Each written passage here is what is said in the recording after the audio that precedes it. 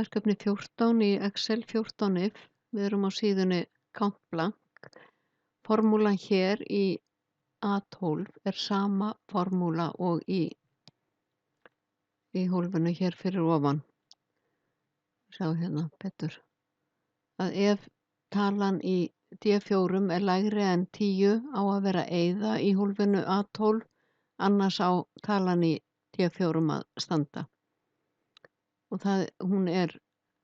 talan í D4 er 6, þannig að hún er lægri en 10 og þá kemur eyða, en þið sjáum formúluna hér uppi og þá sem sagt er bara eyða í A12. Hér ætlum að leggja saman allar tölurnar á svæðinu, þannig að þið smellið hérna í AutoSum og dragið yfir svæðið og leggur hún saman allar tölurnar.